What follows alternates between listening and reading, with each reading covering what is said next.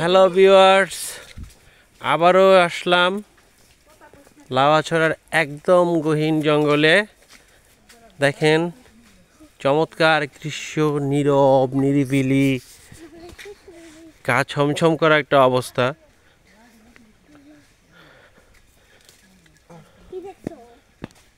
দেখেন কি অপূর্ব সুন্দর, সবুজ সবুজ, চারদিকে সবুজ,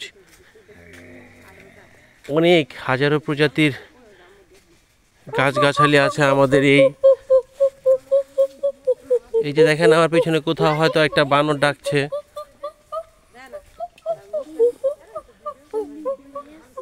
দেখেন কত বড় বড় পুরনো পুরনো গাছ, আনুমানিক কয়েকশো বছর হবে, কিছু কিছু গাছের তারও বেশি হতে পারে।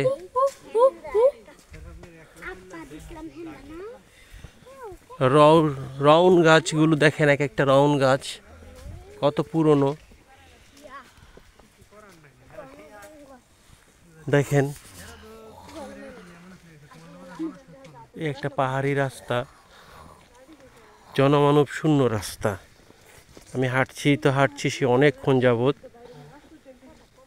ভালো লাগছে। লাউয়াছড়া অ্যাকচুয়ালি জাতীয় উদ্যান, তবে যেতটুকু অ্যাকোমোডেশন থাকা দরকার ছিল ঠিক তা নেই।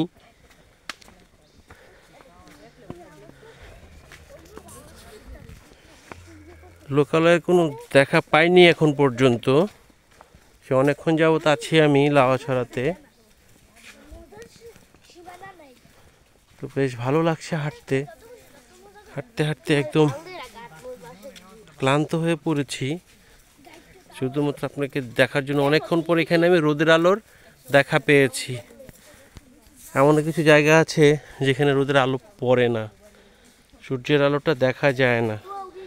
আমি প্রথম যখন এখানে এসেছিলাম আজ থেকে 24 বছর আগে, তখনও এর ঘনত্ব আরও বিশাল ছিল।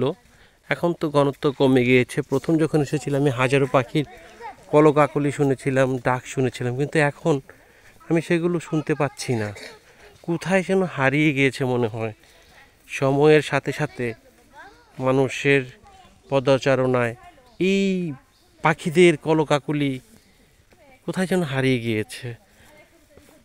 একদম নীরব নিস্তব্ধ অবস্থা।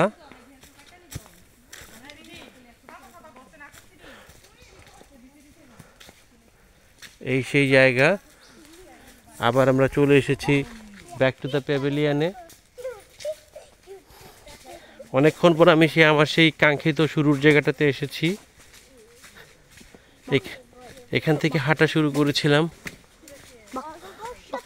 ভিউয়ার্স, এই সেই লোকালয় জায়গা।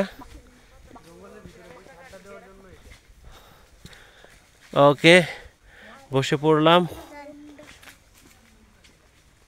আপনাদেরকে নিয়ে অনেকক্ষণ ঘুরে আসলাম, সাফারি করে আসলাম। ভালো থাকবেন, আল্লাহ হাফেজ।